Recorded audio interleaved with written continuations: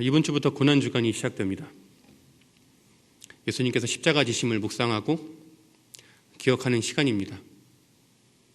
그런데 우리 마음은 별로 반응하지 않는 것 같습니다. 여느 때와 다름없이 바쁜 삶을 살아가고 고난주간이라고 하지만 예수님의 십자가 지심이 내 마음에 뭐 더 다가온다거나 더 감동이 된다거나 하지는 않는 것 같습니다. 늘 똑같은 날들을 반복하며 살아갈 따름입니다. 오늘 본문 말씀을 통해서 예수님이 십자가 나를 위해 지신 그 십자가가 얼마나 소중한 것인지 깨닫는 시간이 되셨으면 좋겠습니다. 오늘 본문에는 예수님이 십자가에 못 박히는 장면이 나옵니다. 예수님은 로마의 유대 총독이었던 빌라도의 신문을 받지만 빌라도는 예수님으로부터 아무런 죄를 찾지 못하였습니다. 빌라도가 예수님을 풀어주려고 하였지만 제사장을 비롯한 유대인들이 이를 극렬히 반대하였습니다. 그들은 밀란이 날 만큼, 뭔가 대규모 소동이 날 만큼 더욱 강하게 예수님을 십자가에 못 박으라고 외치고 또 외쳤습니다. 이대로 그냥 두다간 정말 이 유대인들이 들고 일어설까봐 가뜩이나 그 당시 자기의 위치가 불안불안했던 빌라도는 자기가 봤을 때 분명히 예수님은 죄가 없지만 어쩔 수 없어서 사람들 앞에서 이 물그릇을 가져와서 앞에서 손을 씻습니다.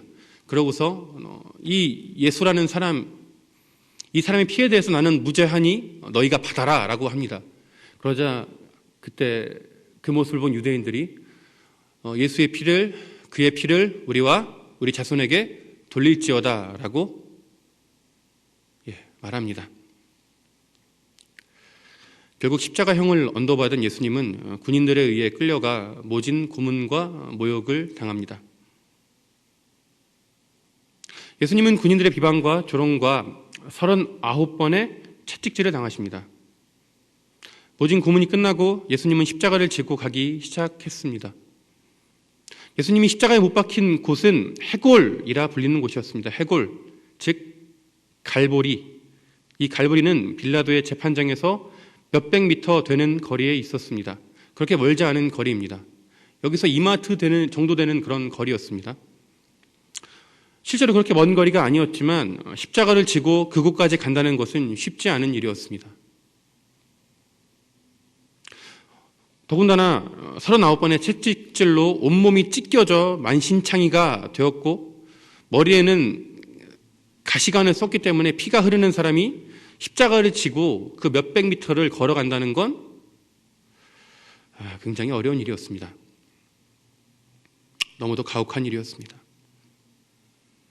당시에 로마 군인들이 사용하는 이 채찍에 맞는 형벌, 이 태형만으로도 죽는 사람들이 여럿 생길 정도로 이 채찍질 자체만으로도 도저히 정신을 차리기 힘들 법한데 예수님은 그 상황에서 십자가를 지고 갈보리로 올라가신 겁니다.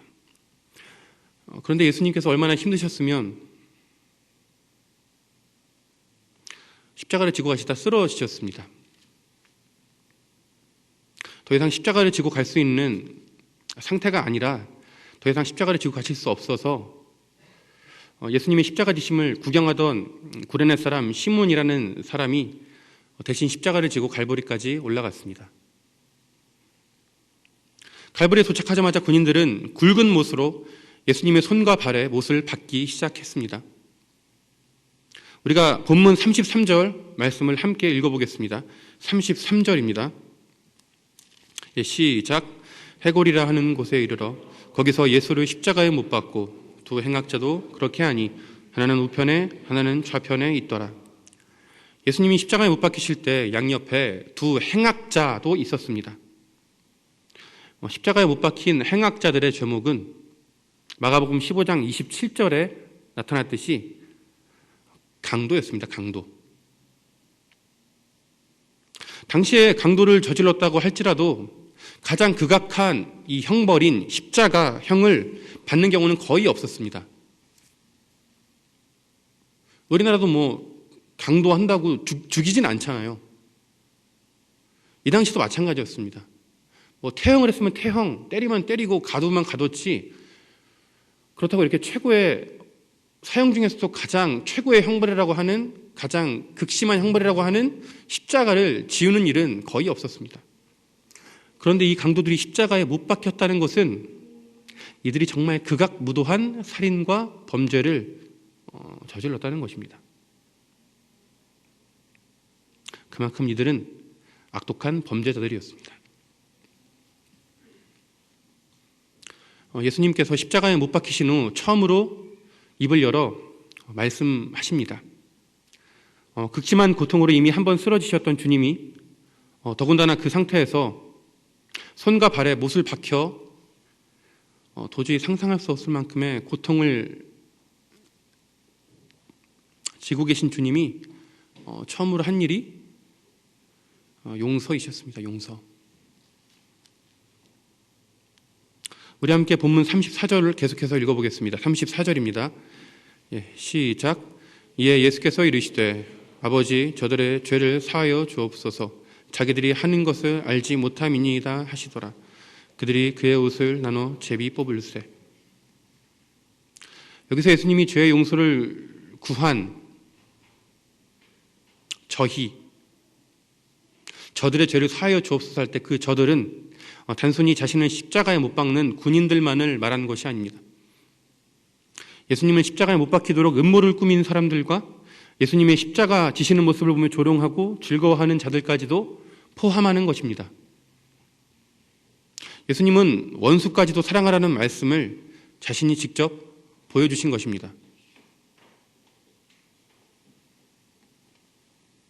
예수님이 십자가에 못 박히시고는 처음으로 하신 일이 용서를 위한 기도를 드린 것입니다. 이는 예수님께서 십자가를 지는 가운데 자신의 사명이 무엇인지 분명히 알고 계셨다는 것입니다. 온 인류의 죄를 사하기 위해 십자가를 지신 예수님은 바로 자신의 앞에서 자신을 못 박고 욕하고 조롱하는 사람들을 용서하셨습니다. 하나님 아버지께 저들의 죄를 용서해 주시길 간구한 것입니다.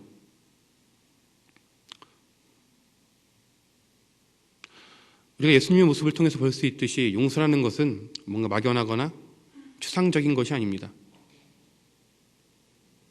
지금 내 앞에서 나를 힘들게 하는 사람을 두고서 하는 것이 용서인 것입니다.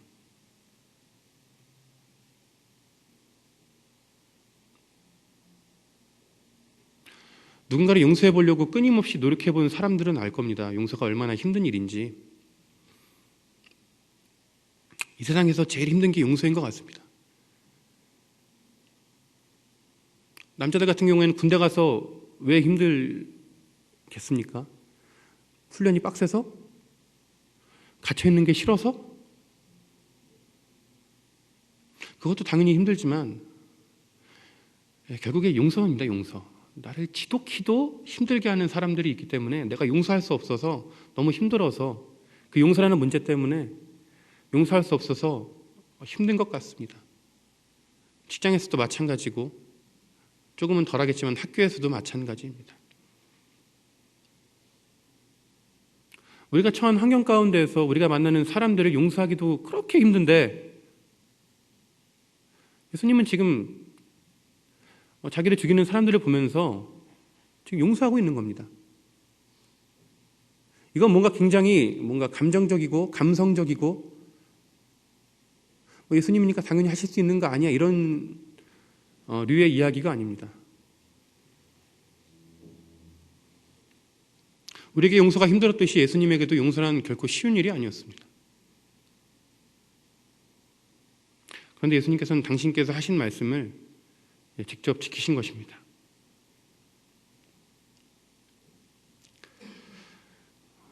그런데 이런 예수님의 용서를 들은 사람들이 예수님의 용서를 받아들이지 않습니다. 예수님의 용서의 말을 가장 가까이에서 들은 군인들은 회개나 반성이나 거리낌은커녕 예수님의 옷을 나눠서 제비 뽑아 가지는데 혈안이 되어 있습니다. 당시 로마 군은 굉장히 그 당시에 유대에 있던 로마 군은 형편이 넉넉하지가 않았습니다. 그래서 십자가의 형을 이렇게 할 때조차도 한 사람 한 사람 이렇게 죄인이 있을 때마다 십자가형을 하는 게 아니라 뭔가 비용을 아끼려고 그냥 한꺼번에 사람들을 몰아서 십자가형에 처할 정도로 로마에 있는 군인들의 형편이 그렇게 넉넉하지가 않았습니다.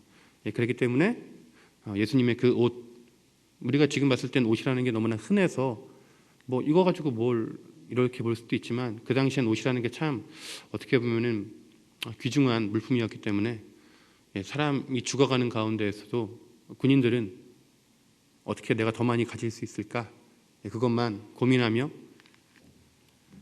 이런 짓을 하고 있는 겁니다. 이는 군인들만 그런 것이 아니었습니다. 36절부터 38절에 보면 백성들과 관리들이 등장합니다. 이들은 예수님의 용서의 말씀을 들었음에도 그것을 받아들이기는커녕 예수님을 조롱합니다. 오히려 예수님에게 내가 유대인의 왕이면 십자가에서 내려오라라고 말합니다. 예수님이 다른 사람을 구원하였지만 정작 자신은 구원하지 못한다고 비웃었습니다. 예수님은 스스로를 구원하실 수 있으셨습니다. 당장이라도 십자가를 집어 던지고 그곳에 있는 로마 군인들을 다 싹 쓸어버릴 수 있으셨습니다. 그런데 예수님은 그러지 않으셨습니다. 그저 당하기만 하실 뿐이셨습니다. 예수님은 우리를 구원하기 위해 자신을 구원하는 것을 스스로 포기하셨습니다. 우리의 죄가 사함받고 우리가 하나님의 자녀가 되도록 하기 위해서 스스로의 힘과 능력과 권리를 모두 포기하신 것입니다. 그런데 우리는 이 큰 사랑을 알면서도 감사하지 못하며 살 때가 더 많습니다. 나를 위해 목숨을 내어줄 정도로 나를 사랑해 주시는 분이 엄연히 계심에도 불구하고 그 사랑을 하찮은 것으로, 당연한 것으로, 가벼운 것으로 여기며 살아갑니다. 예수님과 함께 십자가에 못 박힌 강도 중 한 사람도 예수님을 비방합니다. 편의상 이 강도를 왼편의 강도라고 말하겠습니다. 왼쪽에 있는 강도. 우리 함께 39절 말씀을 합독하시겠습니다. 39절입니다. 시작. 달린 행악자 중 하나는 비방하여 이르되 내가 그리스도가 아니냐 너와 우리를 구원하라 하되.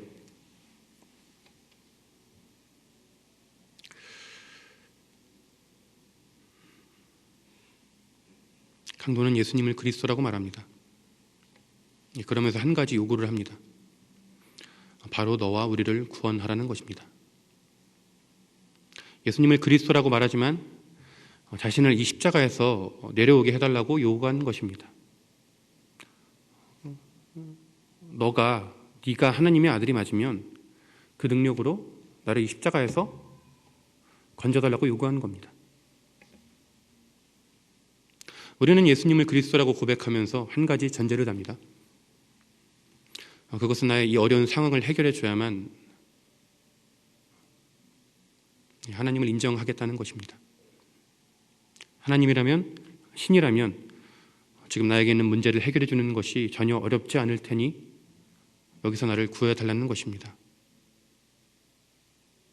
내가 지금 겪고 있는 이 고난과 문제가 내게서 떠나가면 내가 하나님께 영광을 돌리고 하나님의 이름이 더 높이 드러날 텐데 도대체 무엇을 망설이고 있느냐며 따지기도 합니다.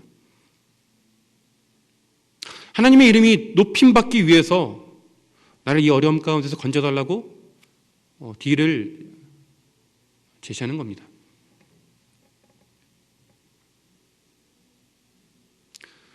예수님을 비방하는 강도의 말을 들은 반대편의 다른 강도, 편의상 이 강도를 오른편의 강도라고 하겠습니다. 이 오른편의 강도가 왼편에 있는 강도를 꾸짖습니다. 우리 함께 40절 말씀을 합독하시겠습니다. 40절입니다. 시작. 하나는 그 사람을 꾸짖어 이르되 내가 동일한 정죄를 받고서도 하나님을 두려워하지 아니하느냐. 오른편 강도는 왼편 강도에게 네가 죄를 짓고 십자가에 달려서 죽어가는 강도 주제에, 자신이 전혀 의롭지 않은 강도 주제에 어디 감히 예수님을 비방하냐면서 꾸짖습니다. 죽음을 눈앞에 두고서도 하나님을 두려워하는 마음이 없느냐며 회개의 모습을 보이기도 합니다.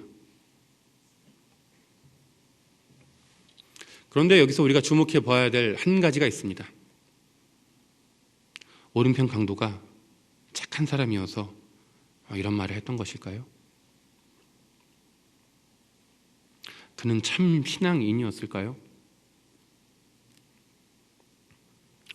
억울한 모함을 당해 죽음을 맞이한 죄 없는 사람이었을까요? 아닙니다. 오른편 강도 역시 왼편 강도와 똑같은 죄인입니다. 마태복음 27장 44절에 보면 십자가에 달린 강도가 예수님을 비방하는 모습이 나옵니다. 그런데 예수님을 비방한 강도를 표현하는데 이 강도가 단수형이 아니라 복수형으로 나타납니다. 왼편 강도만 예수님을 욕하고 오른편 강도는 예수님을 감싸주는 것이 아니라 왼편과 오른편 강도, 즉 강도들이 예수님을 욕했다고 나옵니다. 제사장, 관리들, 군인들, 지나가는 사람들과 함께 예수님을 욕했던 오른편 강도가 갑자기 태도를 바꾼 것입니다.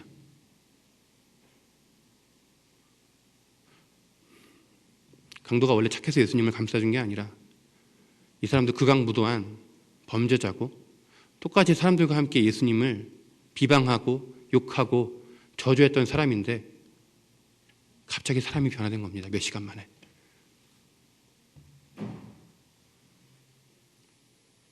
강도는 십자가에 달린 예수님의 말을 듣고 행동을 봄으로 변화되었습니다. 자신을 비방하고 십자가에 못 박기까지 하는 사람들을 용서해달라는 모습을 보고 변화되는 것입니다. 극한의 상황에서 자신을 죽이려는 자들을 용서하고 그들을 위해 하나님께 기도까지 드린 예수님의 모습을 보면서 스스로의 행동을 뉘우치고 돌이킨 것입니다. 예수님의 용서를 통해 스스로를 반성하고 회개하는 것입니다. 이것이 바로 용서의 능력입니다. 용서는 사람의 마음을 변화시킵니다. 예수님의 용서가 강팍한 강도의 마음을 변화시켰듯이 우리가 예수님의 용서하심을 깨닫고 경험한다면 우리의 마음이 변화됩니다. 내가 오랫동안 교회를 다녔지만 내가 무엇을 믿는지 잘 모른 채 살아가는 것은 예수님의 용서하심을 깨닫지 못했기 때문입니다. 내가 생각해도 내가 도무지 예수님을 믿지 못할 것 같은 사람이라 할지라도 혹은 다른 사람이 예수님을 욕했을 때 나도 함께 욕했기에 예수님을 내가 믿을래야 믿을 수 없는 사람이라고 할지라도 아무리 예수님이라고 할지라도 내가 지은 죄가 너무도 크기 때문에 도무지 어떻게 내가 할 수 없다라고 스스로 확신하는 사람이라 할지라도 그가 예수님의 십자가 용서하심을 깨닫는다면 반드시 변화하게 되어 있습니다.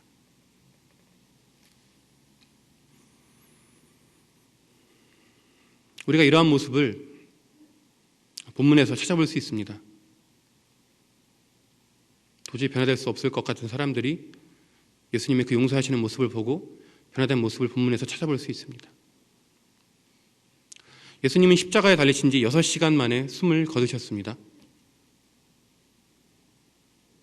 보통 십자가에 달리면 6시간 만에 사람들이 안 죽습니다.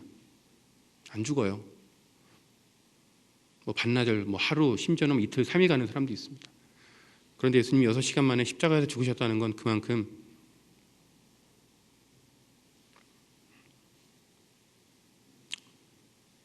예수님 스스로의 그 몸이 굉장히 많이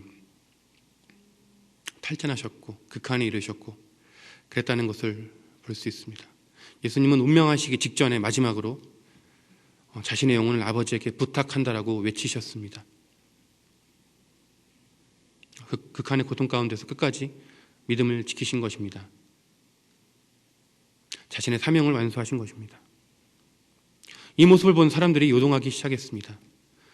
본문 47절로 48절을 함께 읽으시겠습니다. 47절로 48절입니다. 시작. 백부장이 그 된 일을 보고 하나님께 영광을 돌려 이르되 이 사람은 정령 의인이었도다 하고 이를 구경하러 모인 무리도 그 된 일을 보고 다 가슴을 치며 돌아가고 끝까지 예수님을 비난하고 조롱했던 사람들이 갑자기 태도를 바꿨습니다. 백부장은 예수님이 죄 없으신 의인이었다고 고백합니다.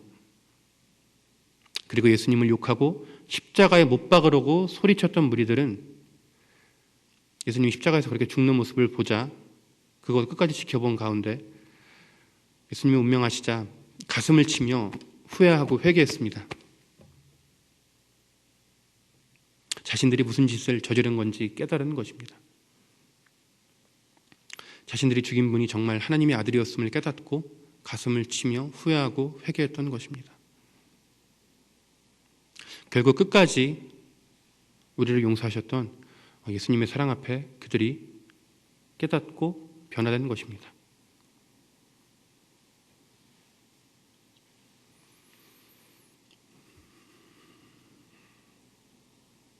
예수님의 용서가 우리를 변화시켰듯이 예수님 믿는 우리가 누군가를 용서할 때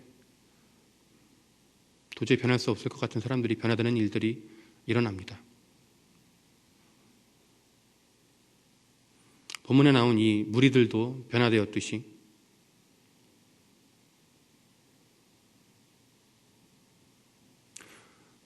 본문에 나오는 그 예수님을 못 박았던 그 무리들, 이 무리들이 정확히 정확하다라고 할 수는 없겠지만 베드로가 예수님 부활한 후에 성령을 받고 베드로가 이제 사람들 앞에서 설교할 때 3,000명이 회개하고 돌아왔다라고 했습니다. 3,000명이 회개하고 돌아왔습니다. 아마도 이날 이 모습을 지켜봤던 사람들, 정말 가슴을 치며 후회했던 사람들이 그 예수님이 누구인지 듣고 깨닫고 회개하고 돌아왔던 것 같습니다. 그리고 우리가 잘 아는 사도 바울 역시도 예수 믿는 사람들을 이단이라고 하면서 돌로 쳐 죽이러 다녔던 그 사람이 어느 날 스데반이라는 사람을 죽이게 되는데 그 스데반이 죽는 가운데 마지막으로 예수님과 똑같은 말을 합니다.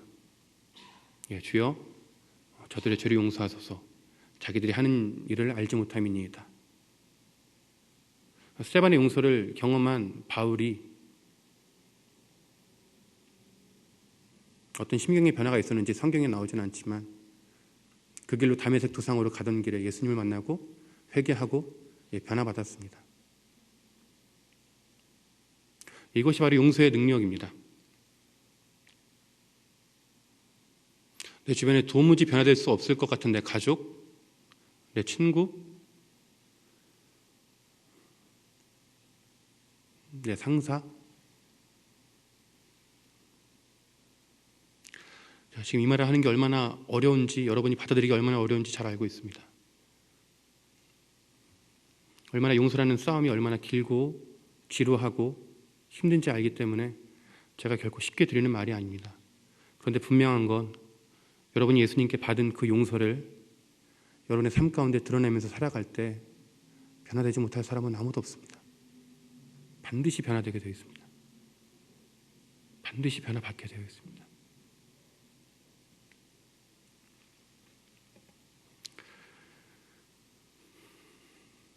그렇다면 우리는 어떻게 해야 예수님의 용서하심을, 예수님이 정말 내 죄 때문에 십자가에서 죽으셨다는 걸 어떻게 해야 우리가 믿을 수 있을까요? 어떻게 해야 경험할 수 있을까요? 어떻게 해야 깨달을 수 있을까요? 우리는 본문 말씀에서 그 해답을 찾을 수 있습니다. 오른편 강도는 자신이 비방하던 예수님의 죄 없음을 변호합니다. 더불어 자신의 죄를 고백합니다. 다 함께 41절 말씀을 읽으시겠습니다. 본문 41절입니다. 시작. 우리는 우리가 행한 일에 상당한 보응을 받는 것이니 당연하거니와 이 사람은 행한 것은 옳지 않은 것이 없느니라 하고. 오른편 강도는 자신이 당하는 이 십자가의 형벌이 마땅한 것이라고 고백합니다. 자기가 행한 일에 그만큼의 상당한 보응을 받는 것이라고 자기의 죄를 인정합니다. 그리고 죄를 인정하는 것만이 아니라 내가 이런 죄를 저질렀으니 내가 지금 죽는 게 마땅하다 라고 고백한 겁니다. 우리는 강도의 모습을 통해서 진정한 회개가 무엇인지 배울 수 있습니다. 진정한 회개는 자신이 한 일에 책임을 지는 것입니다. 자신이 한 일을 회피하거나 벌을 피하기 위해서 하는 것은 책임 회피이지 절대 회개라고 할 수 없습니다.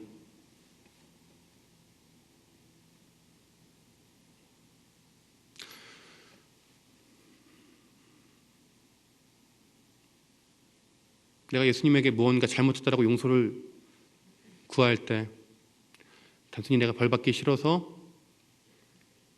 내가 두려워서 그냥 보험 들어놓듯이 하는 그런 기도는 회개라고 할 수 없습니다.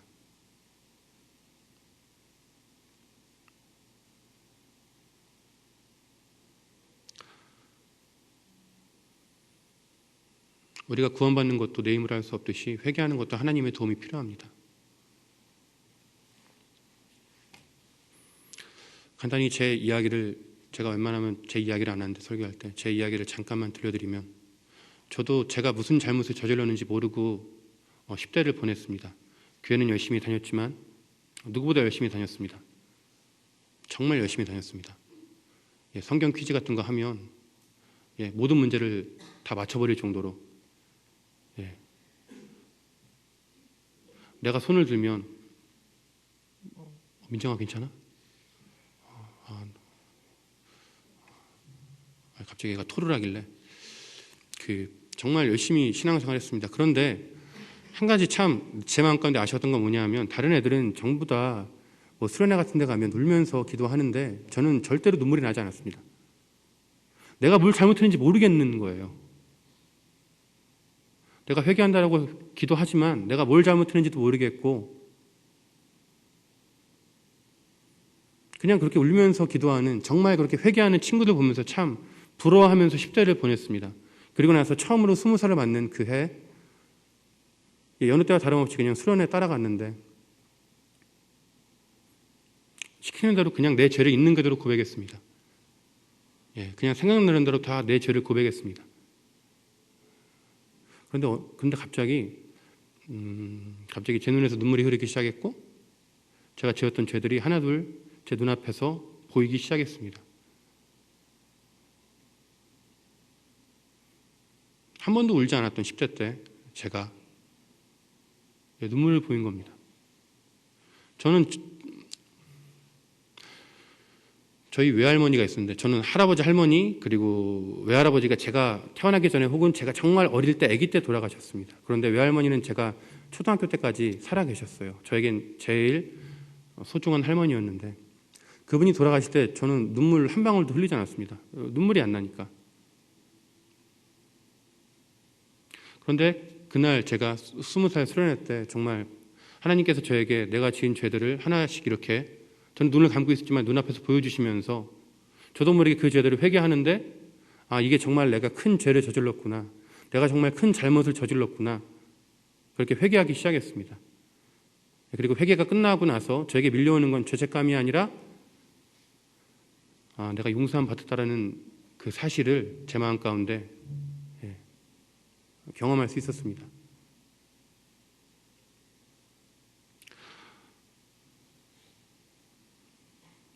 여기서 회개한 분들이 있을 수도 있고, 아직 회개라는 걸 경험해보지 못한 분들이 있을 줄 압니다. 한 가지 부탁을 드리고 싶은 건 포기하지 않으셨으면 좋겠습니다. 왜 회개해야 하냐 하면, 왜 우리의 죄를 하나님 앞에 낱낱이 고백해야 하냐 하면, 그래야 우리가 십자가의 의미를 깨달을 수 있기 때문입니다. 그래야 내 신앙생활이 더 이상 몸이 건조해지지 않고 뭔가 내가 살아있는 것 같고 내 마음 가운데 정말 함께 살아 숨쉬는 그 하나님을 날마다 경험하며 사는 삶을 시작할 수 있기 때문입니다.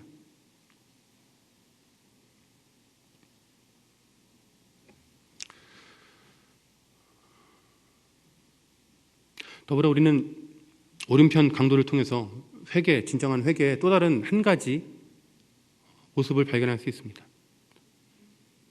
오른편 강도는 자신의 죄를 회개하면서 마지막으로 예수님께 부탁을 합니다. 우리 함께 본문 42절 말씀을 합독하시겠습니다. 42절입니다. 시작. 이르되 예수여 당신의 나라에 임하실 때 나를 기억하소서 하니. 오른편 강도는 예수님이 천국에 가실 때 부디 나를 기억해 주세요라고 부탁했습니다. 죄인된 자신을 부디 기억해 달라고 간청하는 것입니다. 내가 회개했으니 당연히 천국을 달라라고 요구하지 않습니다.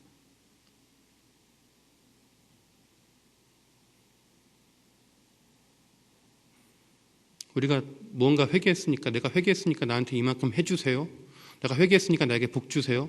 내가 회개했으니까 그냥 내 죄 다 없어진 거죠. 뭐 이런 식으로 대충 한 게 아니라 철저하게 하나님 앞에 회개하고 하나님께 조심스럽게 부탁한 겁니다. 하나님, 제가 회개했지만 여전히 제 죄가 그대로 있고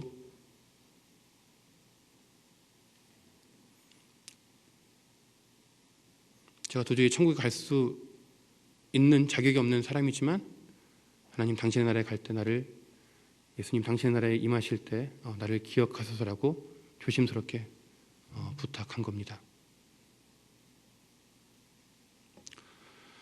예수님은 강도의 고백을 들으시고는 그래, 내가 천국에 가면 너를 기억할게, 너의 이 친절함, 너의 이 고백을 추억할게라고 말하지 않으셨습니다.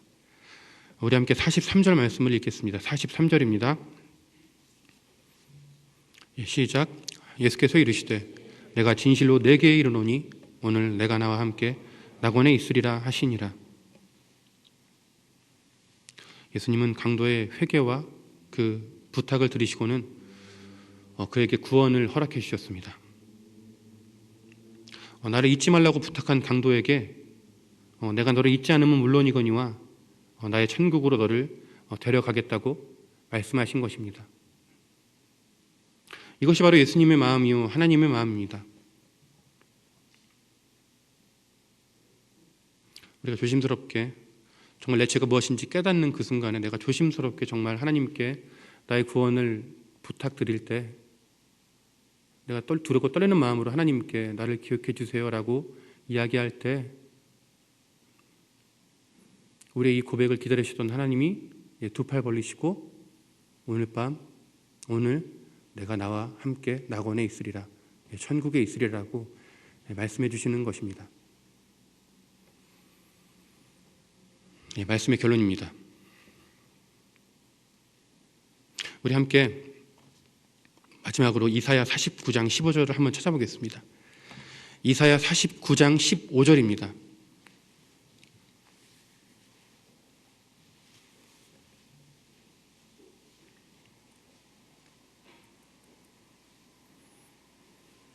이사야 49장 15절 우리 한 목소리로 함께 읽겠습니다. 시작. 여인이 어찌 그 젖 먹는 자식을 잊겠으며 자기 태에서 난 아들을 긍휼히 여기지 않겠느냐. 그들은 혹시 잊을지라도 나는 너를 잊지 아니할 것이라.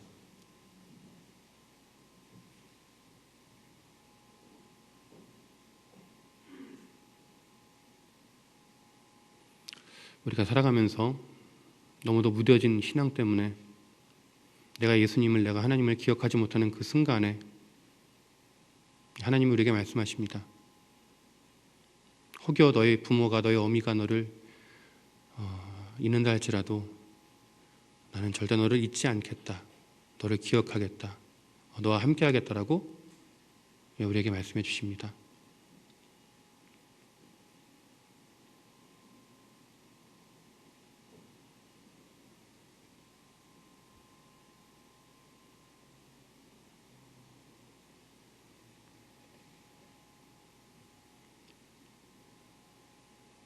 우리에게 용서를 보여주시기 위해서 끝까지 십자가 지심을 포기하지 않았던 그 예수님,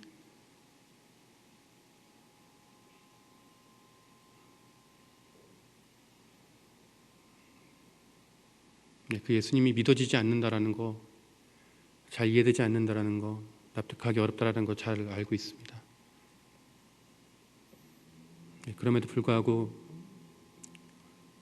제가 그 사랑을 경험했기 때문에 여러분에게 정말 부탁을 드립니다.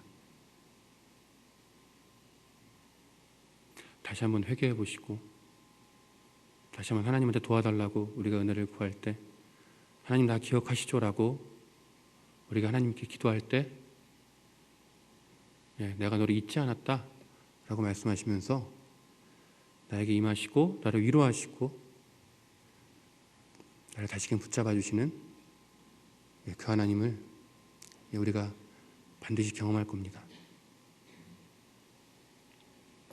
이 시간 우리 함께 기도하시겠습니다.